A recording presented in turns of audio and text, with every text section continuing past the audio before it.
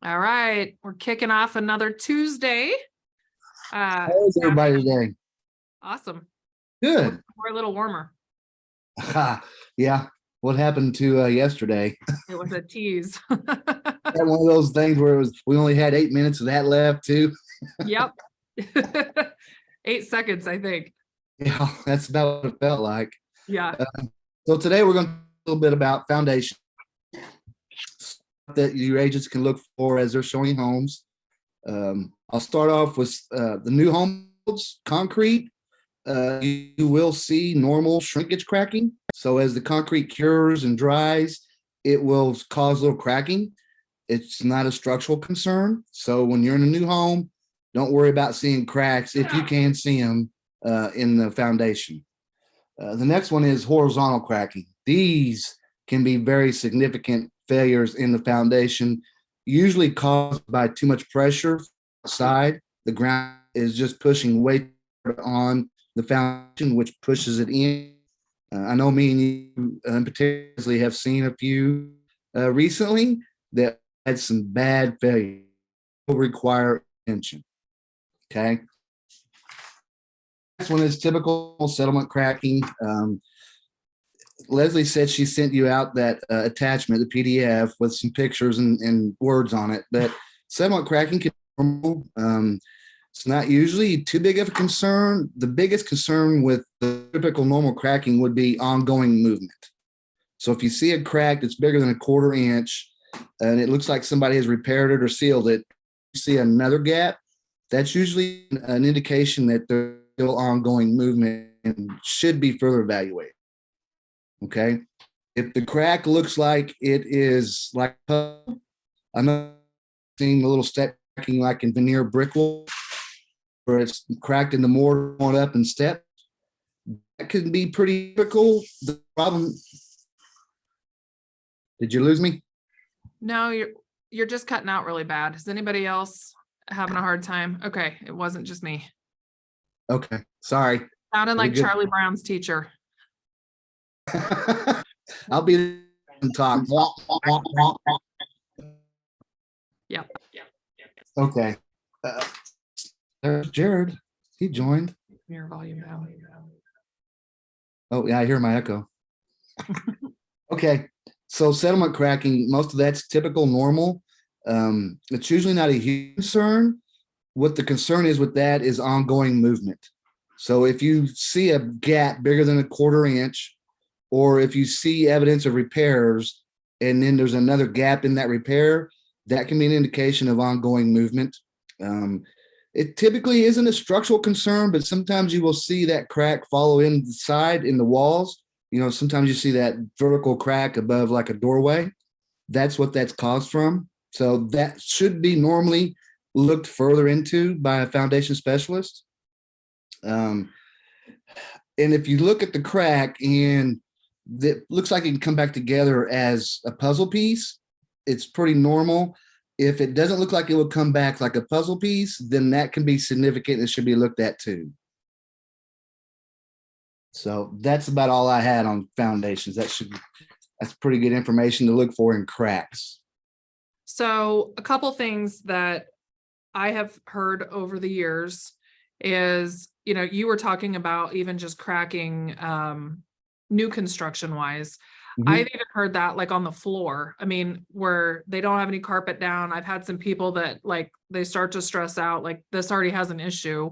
And if you think about patios outside, they put those, stress lines, expansion joints is what they're called, into that. If you look at a foundation in the basement, they don't put that. So there's no way for it to expand and contract like cement does, right. As moisture happens and humidity just even inside the house. And so those things are going to be totally normal as you're showing new construction or any houses really, as long as it hasn't like displaced where one's higher than the other or something like that. That's going to be normal when you guys are out showing.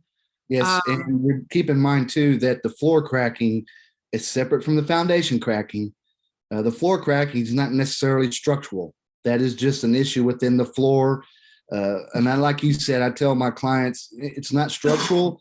but it can be a concern with the type of flooring you may want to lay down. And we've had like where Ben's come out and done some work for some of our clients. Some of the things that they've had to do is take a grinder, and grind that little Mhm. displacement down, or you can use a floor leveler to help level that out and feather it back down so that it's not such a dramatic step if you're Right. noticing it, if you're putting down like an LVP or something like that. Correct. The other thing that I've been told by structural engineers is if you're showing a house and you are in, let's say, a laundry room or an unfinished part of the basement, and you see like one of those diagonal cracks coming up out of one of the corners, if the other end of the basement is finished, it's going to have the opposite. So it makes it a frown on each end of the foundation. So if you see a lot of movement on that one corner, every single house that I've ever looked at, it's going to be, if you took that sheetrock off, you're going to have an issue on that other corner too. Yeah, there's actually I skipped over that. There is something said in that PDF that I sent you. Okay. If that crack is is We're losing you. it me? Yeah. Back now? Yep. Nope.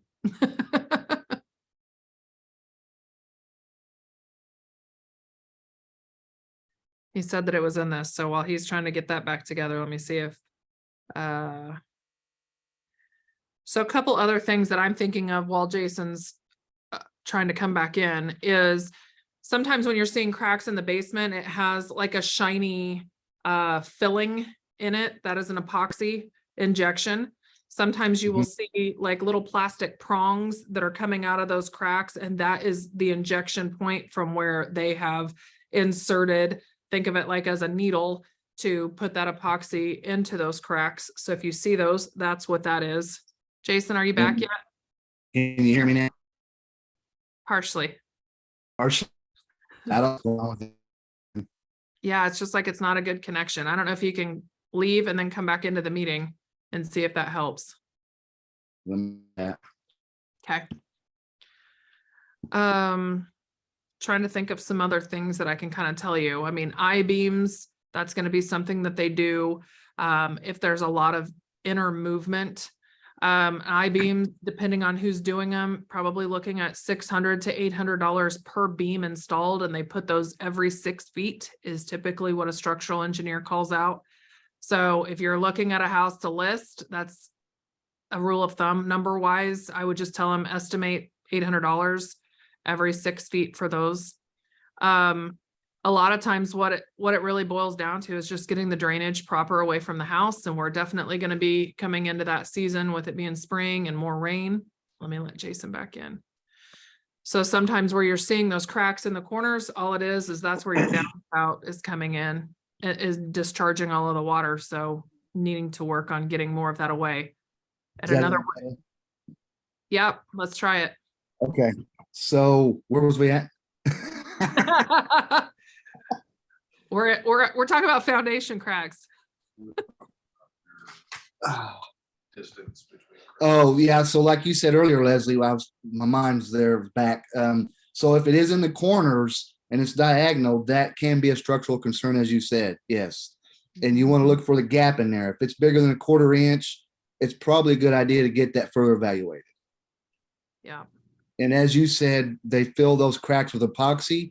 That helps prevent any water into the home basement. Doesn't necessarily mean it's going to stop the moving. It's just going to stop more water from coming in. Yeah. So, and those usually have a warranty too, as I understand it. So it's a good idea to ask the seller if he has the paperwork on that. And obviously any other paperwork that he may have on foundation repairs. Yeah. There's different types of repairs for different types of foundation repairs. So it's a good idea to have it because a lot of times those will have a 20, 30-year lifetime nearly warranty on them. Mm-hmm. Yep. Did you find that one section about that? I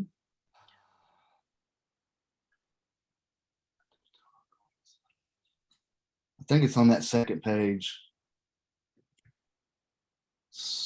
settlement crack size, and then the direction of movement. Yeah. Yeah, well, anyway, don't just because you see a crack, don't get scared. More than likely, it's going to be normal stuff. And remember, anything can be repaired. It's just a matter of how much you want to deal with for repairs. So let me ask you this, because I know that this question has come up within our group before. If you see a house and you're not seeing any further evidence of moisture, let's say that it rained for a week straight, the basement's dry, but they have like I-beams and other foundation fixes that are down there. Is that something that as a buyer, or if your kid was going to buy it, is that something that you would be nervous about putting them in? Not necessarily. It depends on how they got put in, first of all. Right. Second of all, if they've got beams in there, it means somebody's already addressed a possible issue. And those beams usually help prevent the wall from falling in further. So it should have pretty much stopped that movement and fixed it. I know personally, I've seen that type of repair. What you got to be careful is how they mount it at the floor in the basement and how they attach it to the floor structure above. Sometimes that can push on the house if there's a lot of pressure and cause movement from that. So if you see that, I'll get it evaluated. Well, like the one that we were looking at the other day, actually Jared sold it, the one on Vassar.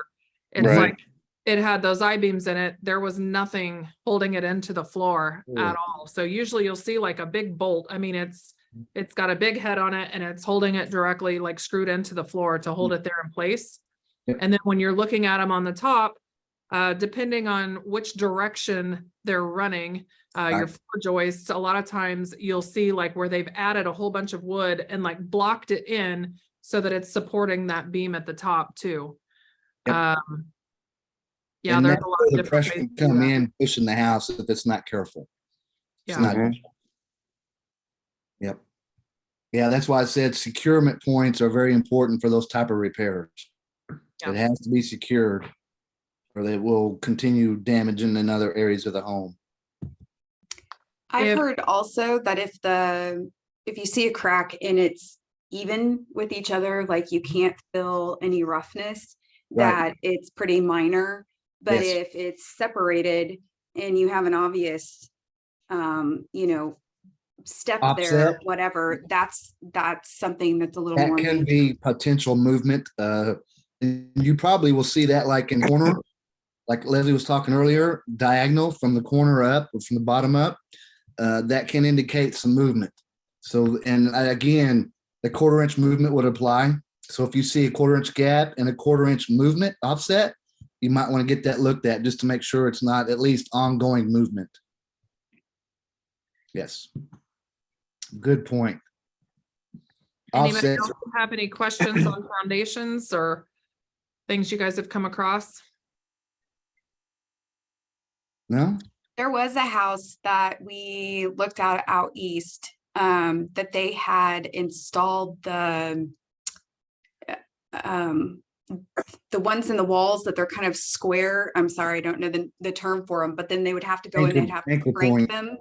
Yep. And they had the warranty and everything for it, but my seller, it freaked her out. Like she was just like, what do you buyer? mean they have to come in and like crank my wall back in, So And that's a very she slow ended up- process. It in was that just type too of- much for her, but Yeah. yeah. Well, on those type of repairs, what they do is dig out the ground outside and they will put in a huge anchor, run that bolt through the wall. So as they're tightening that nut up, it pulls the wall back in place from an anchor out in the yard. Though that's a very slow repair, usually that will help stop any further damage. And like you said, they will come out about once a year and put a 1/4 or 1/2 inch turn on it because that's about all you can do on it at one time.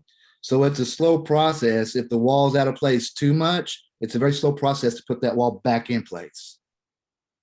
That's why I like to go with the beams. I feel like that is the most expensive system other than just digging the whole thing out to begin with. But I feel like those are the systems that they try to sell to little old ladies.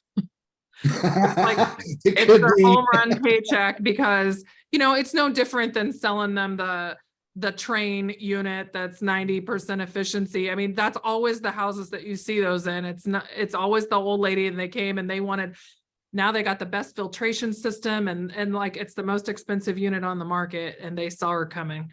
It's a $20,000 repair versus a $5,000 repair. Yep. That's really how I look at some of that stuff. So I still feel like a good rule of thumb, if it's our, for your buyer, have a structural engineer evaluate whatever it is. And take into consideration too, the age of the home. I mean, you might see a 1/4 inch offset and gap, but if the home is 100 years old, it's probably not moving anymore. It may have settled like we was talking earlier and it's done. It's still a good idea to seal those cracks up. You don't want any water in the concrete and you don't want water in the basement or a crawl space. And even if you see the cracks like in doorways from a And we're losing them again. am I back? Yep. Okay. So a lot of people will see that diagonal crack in the walls and free. No. I think, on the diagonal stuff, you're going to see a lot more of those on the east side versus the west side. And it's just a soil issue.